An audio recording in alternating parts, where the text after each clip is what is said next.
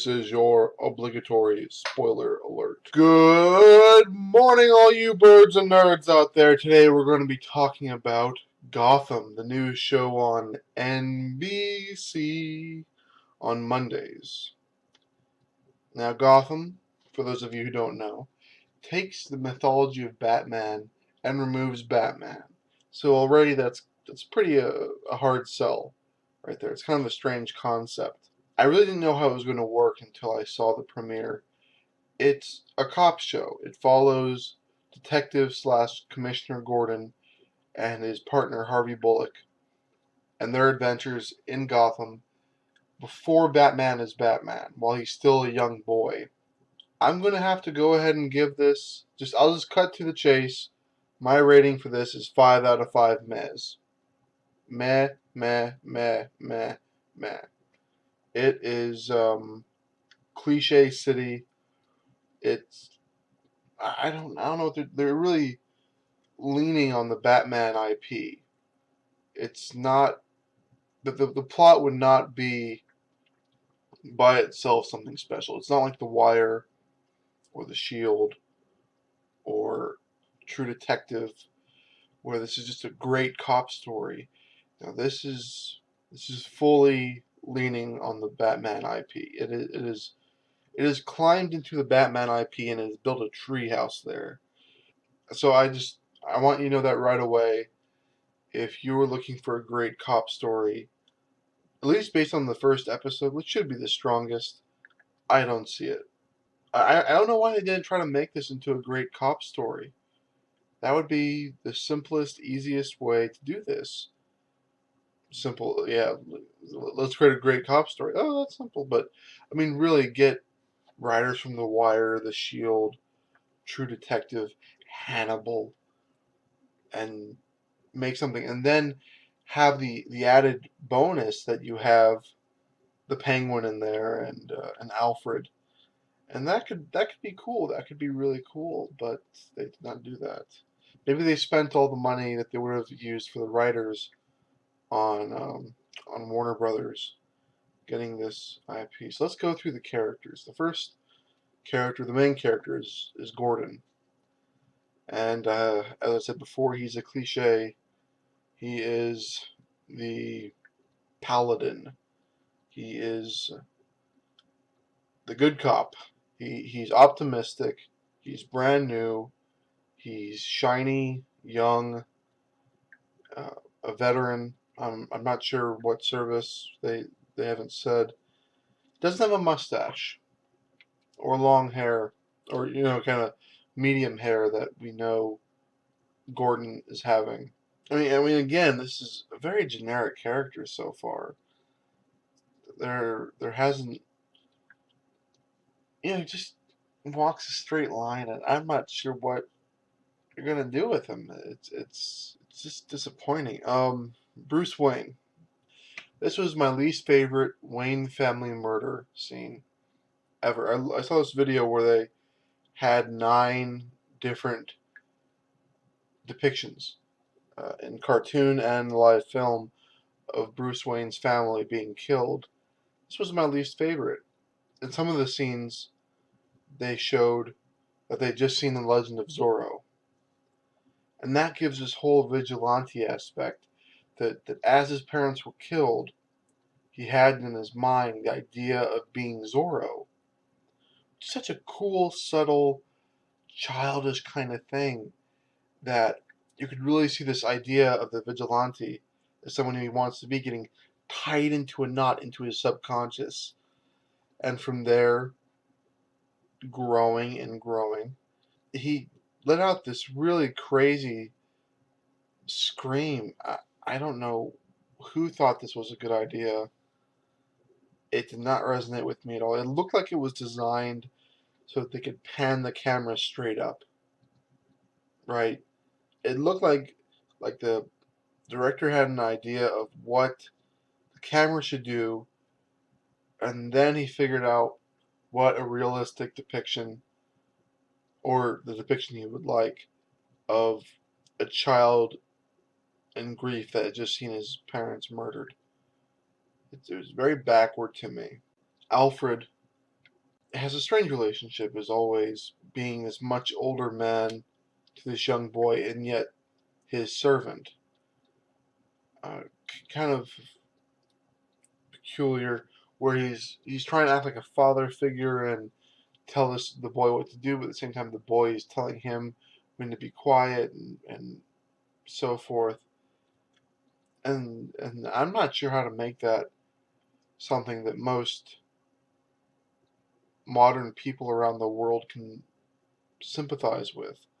That just seems like something from a bygone era, something that's not at all egalitarian, something that's feudal, really. Probably even when it was designed that way, it was a stretch, something that was being phased out at the time. Harvey Bullock is, again, Gordon's the good guy, Bullock is the bad guy. And it's just so obvious and over the head how cynical and dried up he is, how the city has used him up. The first scene with him, the very first moment we see him, this person shoots a gun into the air in a police station, and Bullock keeps reading his newspaper.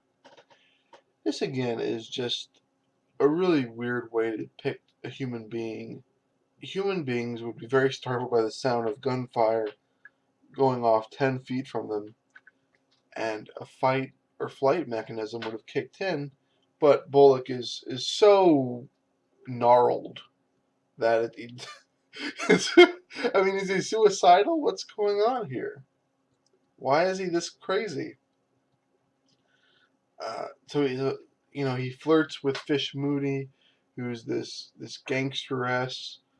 He tries to push off this crime on major crimes unit, but it seems like he just should have done this anyway. That they just wanted him to appear reluctant, and then he took it for his ego. I think a better way to go with this would be that he's kind of a washed-up detective looking for redemption, and that would have at least been. It was just hard to suspend my disbelief with him. It really was. Now, I really like the Penguin. The Penguin is a definite cool character in this. He's sadistic. He's craven. A sniving little. Oh, you just want to hate him. So you kind of are disgusted by him, but you're a little bit afraid of this guy. You don't want to turn your back to him because you don't know what he's going to do. A very interesting beginning for a pretty nasty Batman character, very classic, who's really gone through a lot of different changes. If you don't know, Penguin used to be this uh, kind of symbolism for Great Depression decadence, and they've changed him over time because that's no longer a idea that really resonates with people. They changed him over time into a gangster of sorts, um, like a gun smuggler or some kind of runner of the Iceberg Lounge, something like that. They had Poison Ivy in there, and really this is where they're just kind of abusing the Batman IP. Poison Ivy is too young to have her own plot arcs, as a supervillainess, but she's in there anyway, just because someone's gonna say, "Oh, Poison Ivy's my favorite. I want to see Poison Ivy. Let's put her in. We'll put her in the advertisements. We'll have the actress who had 5 minutes of screen time do a Comic Con panel, and everything will be right with the world." It's really just kind of twisting the nipples of the Batman IP, the bat nipples. They're twisting the bat nipples. Catwoman was fairly well done, but very strangely done. Instead of Catwoman being this character that Batman meets later on, she's being set up as this character that has an obsession with Bruce Wayne, a pre-existing obsession with him. She saw the murder. That's pretty crazy. They show her trespassing at Wayne Manor. Again, that's that's kind of nuts. I thought it was kind of strange they made her older than Batman. That's a new depiction. But she's just, and then she steals some milk and gives it to a cat. So I don't really have a huge problem with it. Just it seemed a bit forced again. They're twisting the bat nips of the Batman IP, trying to fit square pegs in the round holes. If she's so sympathetic to animals, why is she stealing money from people? I mean, at one time we're expected to believe that she's very empathetic, very protective, and then the other that she's predatory, that she looks for weaknesses in other people and then exploits them to get money from them to milk, you know. And I see those as contradictory uh, features. The idea of the altruistic thief is something in our culture that doesn't make any sense. It's just out there. I think mostly because women want to date these daring rogues and don't want them to be bad guys. But then they're just kind of altering this to fit a woman persona. She's kind of strange, but the actress did it well. She has these pretty bad steampunk goggles, which just seemed like they were trying to do what Christopher Nolan was doing with the goggles on Catwoman in The Dark Knight Rises, where they look like cat ears when they're up, but then they're goggles when they're down. Steampunk goggles are horrible unless you're in costume. They're just monstrous.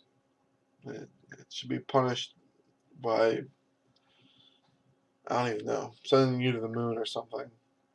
Barbara Keene, who is the fiance of Gordon, soon to be Barbara Gordon. I never got the impression that Barbara Gordon was particularly wealthy. That could be my ignorance of Barbara Gordon, a secondary character to a secondary character. So if that is the case, you'll have to forgive me. But she lives in this crazy penthouse, really, just over the top. I don't know what her parents did. She's running an art gallery now, so it must be her parents who gave her this opulence. But she's the very pretty. Uh, Not a lot of depth to her character either, except just becoming a problem for Gordon. One of the detectives in the major crime unit tells her that Gordon's doing something that is wrong, and she just eats it up and believes it. So it's just going to become this Skylar and Walter White type situation all over again, where Walter White's trying to do things, and then Skylar's like, "What's going on?" And then Walter White's like, "Nothing's going on." And then Skylar's like, "Okay, I believe you." "No, I don't. What's going on?" "Nothing's going on." And it just goes back and forth, and nothing's ever resolved. And I'm afraid that's what they're going to do here, where she says, in this episode alone, she says, "I'm really worried. Where are you?" And he says, "Oh, I was on a stakeout." He was actually about to get murdered by Fish Moody. And she's like, "Oh, I'm so relieved that you're home." And it's just, then he's going to find out later that he wasn't on a stakeout. And then she's going, oh, just, I don't know why people think that it's a good plot arc. Like, maybe I'm wrong. Maybe they'll go in a different direction with her.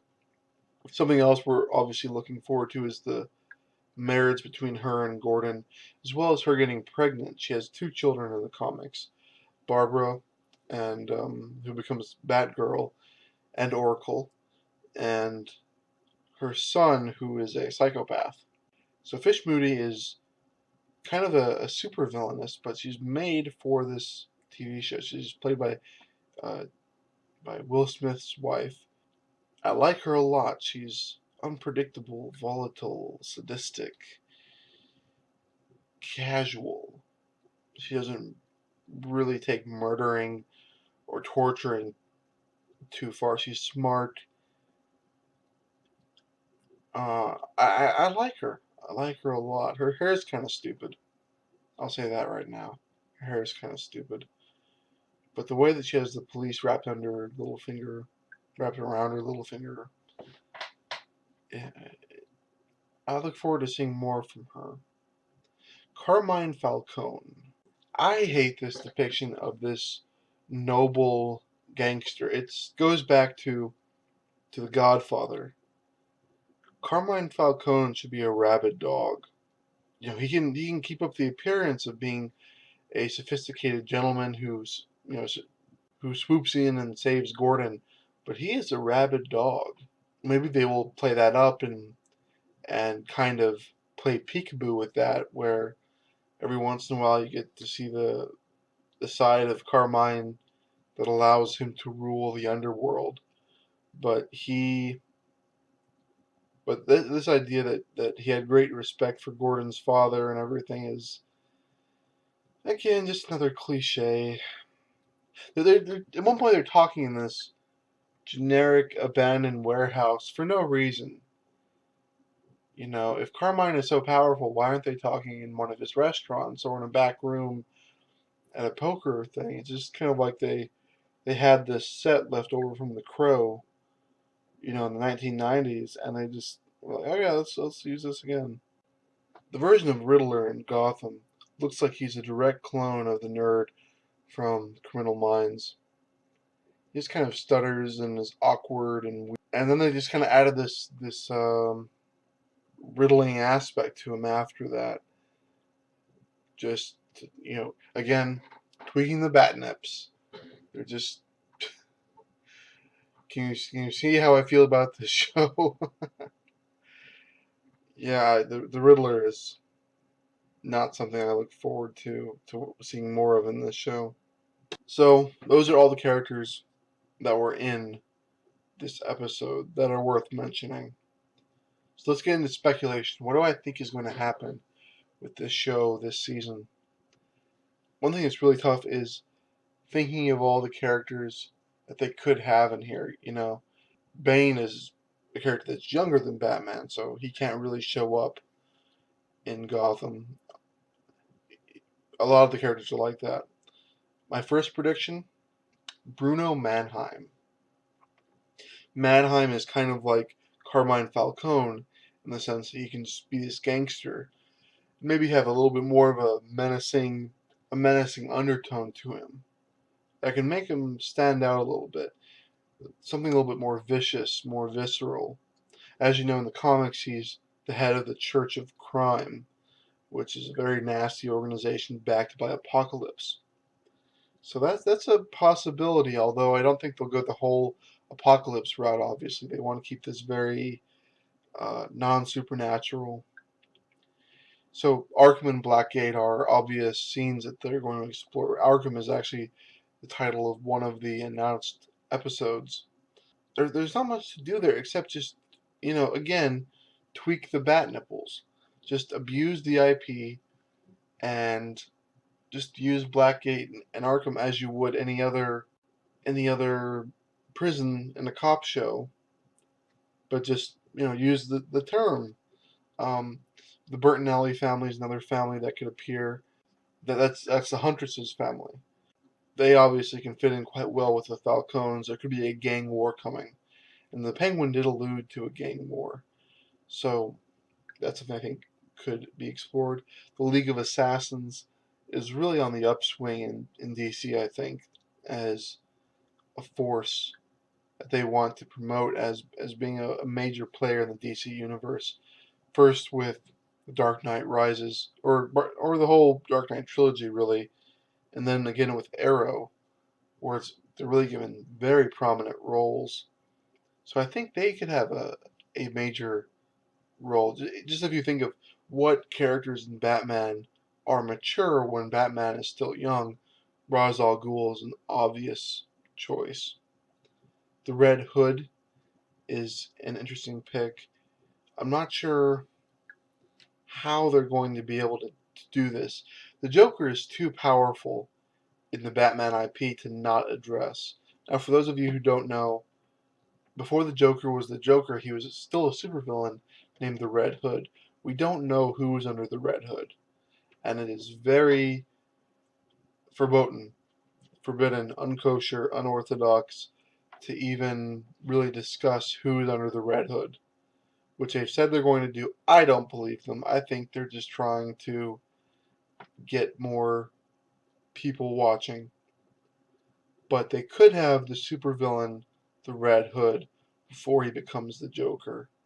And that is something they could explore.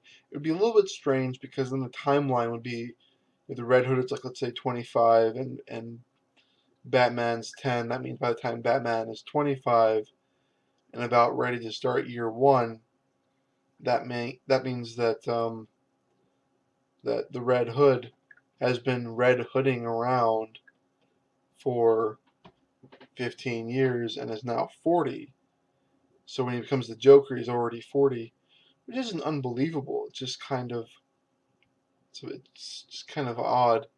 Usually you think of those as kind of peers in age. At least I always did. Another gangster that can make an appearance is Black Mask.